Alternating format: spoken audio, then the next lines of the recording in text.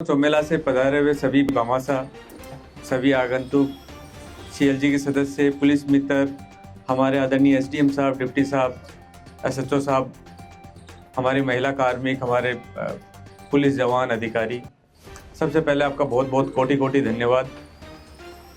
जो आज का ये अवसर है ये बड़ा विशेष है गंगधार के लिए।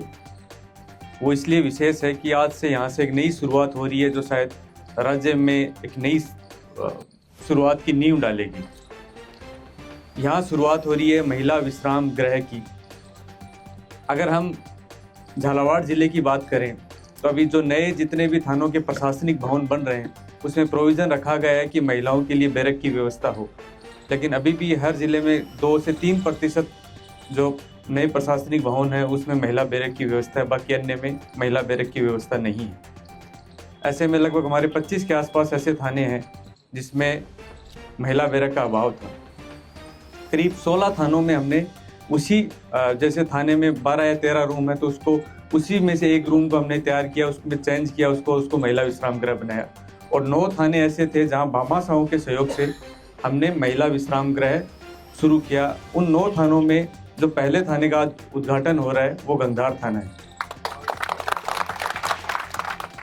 यानी कि बाकी सारे थानों में जहां हमने महिला विश्राम गृह, हर थानों में एग्जिस्टिंग हमारी जो स्ट्रक्चर थी उसी में एक रूम तैयार किया, वहाँ सब एक जगह एक साथ उद्घाटन हो रहा है।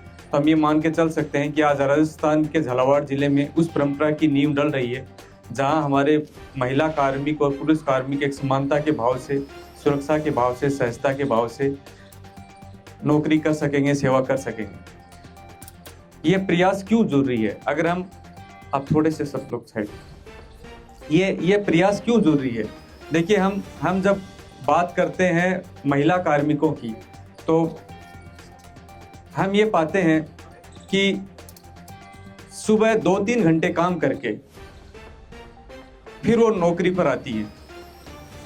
घर में बच्चों की देखभाल करके, बच्चों को स्कूल भेजकर, कई सारी चीज़ें करके वो उसके बाद ड्यूटी पर आती है।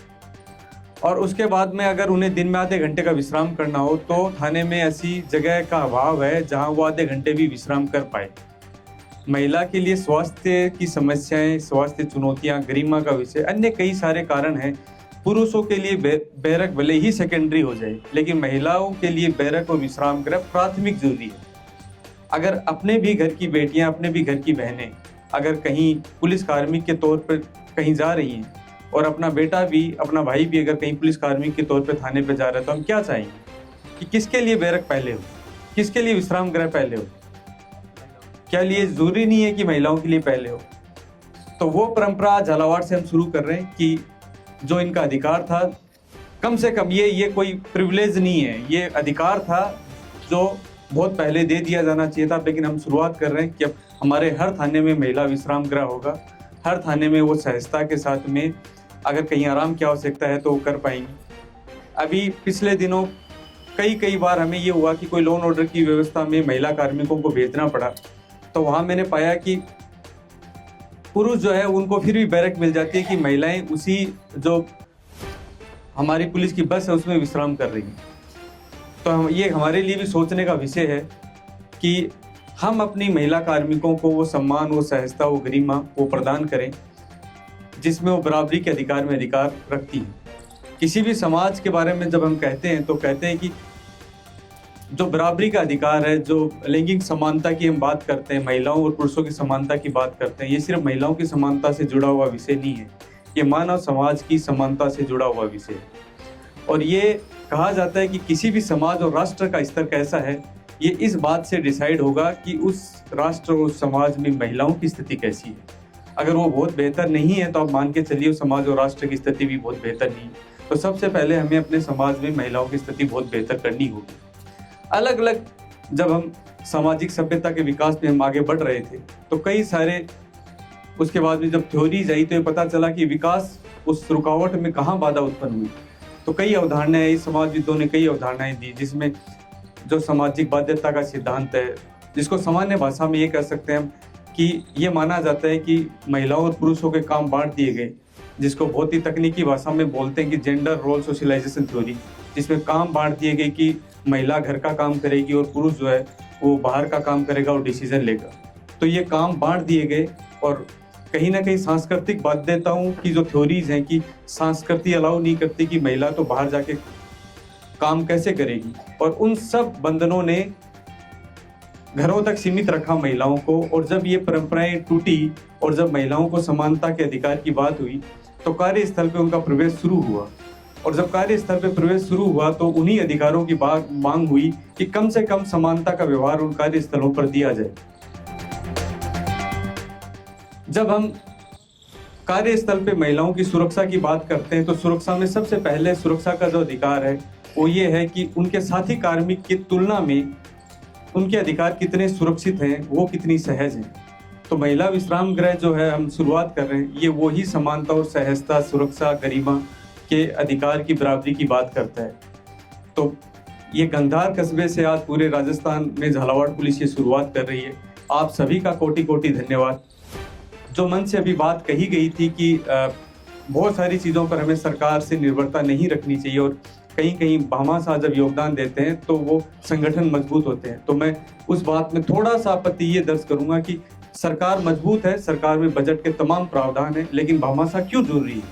जब हम अपने हिस्से की पूंजी उन संस्थाओं में देते हैं तो हम अधिकार रखते हैं अपनी बात कहने का। आज अगर मैंने किसी थाने पर किसी बात में मैंने मेरी कमाई हुई गाड़ी कमाई दी है तो मैं बात कहने का अधिकार रखता हूँ और वो सुना जाएगा। उस संस्था के निर्माण में अगर मेरी पूंजी लगी है तो मुझे सारे अधिकार रहेंगे, मुझ में वो हिम्मत रहेगी।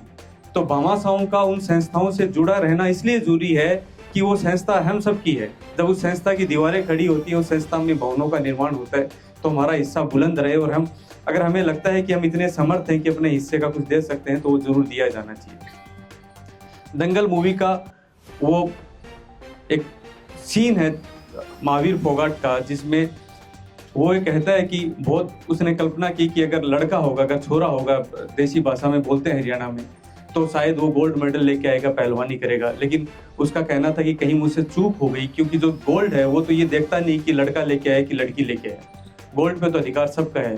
तो जब उसको समाज ताना देता है तब वो कहता है कि हमारी छोरी जो है वो छोरों से कम थोड़ी है। तो ये जब हम देखते हैं, मुझे लगता है कि कहीं ना कहीं कार्यस्थल पर जब हम शिकायतें करते हैं कि वो क्यों बराबर नहीं कर पाती, महिलाएं काम बराबर नहीं कर पाती, तो उसकी कई सारी चुनौतियां हमारे भीतर ही बैठी हैं, कई सारी दिक्कतें हमने ही पैदा कर रखी हैं। ये ठीक हम ऐसा मान सकते हैं कि एक 2 किलोमीटर की दौड़ है जिसको सबको 10 मिनट में कंप्लीट करना है और 5 लोगों को ये कहा गया है कि आपको चढ़ाई में दौड़ना है, 5 लोगों को ये कहा गया आपको समतल में दौड़ना है और 5 लोगों को ये कहा गया कि आपको ढलान में दौड़ना है। और हमने उसके बाद में ये देखा कि सबसे पहले जो आया उसको विजेता घोषित कर दिया। हमने देखा ही नहीं किसने चढ़ाई में अपनी दौड़ पूरी की। तो महिलाएं जो हैं वो उस चढ़ाई में उस दौड़ को दौड़ रही हैं और हम अंतिम समय में कौन पहले आया उससे सफलता का पैमाना माप रहे हैं, जो मुझे लगता है गलत है। अगर हम अपने घरों में भी चारों तरफ देखें, कल भी मैं कहीं बात कर रहा था, तो हम अपने आसपास देख लें। अगर मेहनत की बात की जाए तो ज़्यादा मेहनत कश परिवार को बनाने में भूमिका ज़्यादा महिलाओं की प्राथमिक तौर पर रहती है। कहते भी बच्चे का पहला शिक्षक उसकी माँ होती है।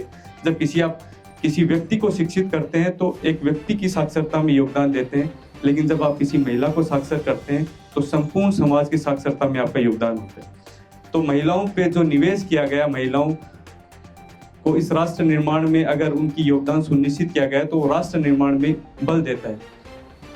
कुछ किस्से मैं आपको बताऊंगा मेरी पुलिसिंग के दौरान जो मैंने पाया, और मैंने पाया कि कहीं भी किसी भी सूरत में कम नहीं आंक सकते। मैं एक किस्सा है प्रतापगढ़ का, वहाँ एक ऋतुराज कांस्टेबल थी। जब साइबर की सबसे बड़ी सेल हमने जब मैं पहला मेरा पुलिस अधीक्षक का कार्यकाल शुरू हुआ तो जो साइबर सेल तैयार की गई वहाँ सबसे ज़्यादा पैसे रिफंड कराए, उसमें ऋतुराज भी शामिल थी।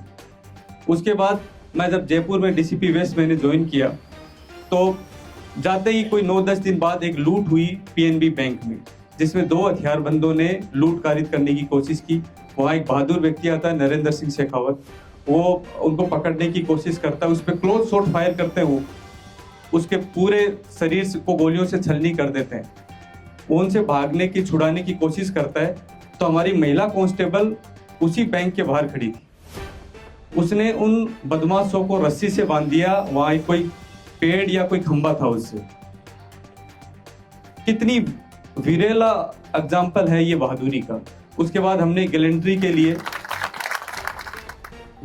लिए फाइल भेजी मेनका की।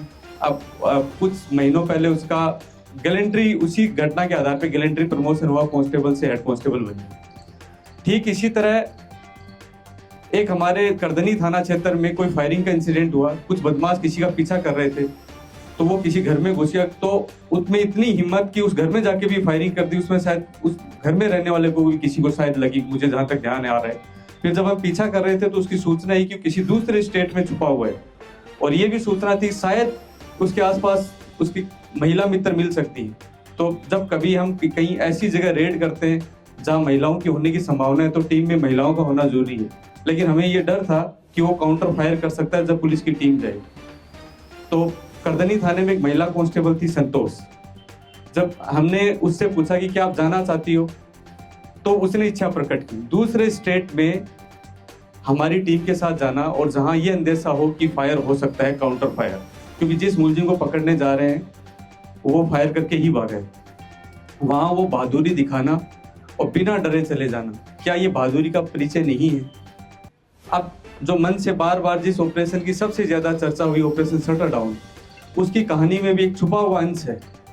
जब हम रात को इतनी सारी टीमें तैयार कर रहे थे, और रात को लगभग 2:30 बजे के आसपास ब्रीफिंग हुई थी, और अलग अलग जगह हमारी टीम तैनात थी। जिन जगहों पर रेड होनी थी, बहुत सारी जगह उसमें घरेलू निवास थे। तो हमें ये अंदेशा था कि कहीं ये हो सकता है कि कहीं कॉन्फ्लिक्ट हो जाए परिवारों के बीच में, तो महिला कांस्टेबल का होना बहुत जरूरी है। हमारी हर टीम में लगभग जो घरों पर रेड हुई उसमें महिला कांस्टेबल थी। उन महिला कांस्टेबल को भी जिनको टीम में शामिल किया गया, उनको रात को लगभग हमने 9-10 बजे के आसपास बताया कि सुबह 2:30 बजे आपको वहां पहुंचना है। और हमारी हर उस टीम में जो घरों पर रेड हुई उसमें महिला कांस्टेबल थी। 2:30 बजे टीम के साथ इकट्ठा होना, उसके बाद सुबह 6 बजे 6:30 बजे आपको ध्यान होगा सब जगह एक साथ रेड हुई, वहां महिला कांस्टेबल थी। तो मैंने ये पाया है कि जो शारीरिक साहस है, मन का साहस है, वो किसी जेंडर का मोहताज नहीं है। वो अवसर की बात है कि अगर आपने अवसर दिया तो उसी मजबूती से उस अवसर का उपयोग किया गया और अपनी मजबूती साबित की गई। अंत में एक छोटी सी कविता है, उससे मैं अपना अंतिम संदेश देना चाहूंगा। वो महिला शक्ति, मातृ शक्ति के बारे में है कि वो चांद सी सौम्य सही, वो चांद सी सौम्य सही, वो सूरज सी धधकती भी है, गुप अंधेरों में वो उजियारे सी चमकती भी है। जंग खा चुकी समाज की बेड़ियां भी अब तो, जंग खा चुकी समाज की बेड़ियां भी अब तो, वो स्वतंत्र पंछी बन उड़ती है। कभी घूंघट की ओट में बैठी स्त्री थी वो, कभी घूंघट की ओट में बैठी स्त्री थी वो, अब खुले आसमान में विमान में गगन चूमती है वो। रोती थी वो हंसती हुई कई बार सहमती थी वो, रोती थी हंसती हुई सहमती थी वो, लेकिन अब निर्भीक होकर सवाल करती है। फपकती थी वो सिसकती थी वो, फपकती थी वो सिसकती थी वो, लेकिन अब हर अन्याय पर इनकलाब करती है वो, पर अब हर अन्याय पर इनकलाब करती है वो। जय हिंद, जय भारत। हम अपने अतीत पर नजर डालें तो आदिकाल से ही महिलाओं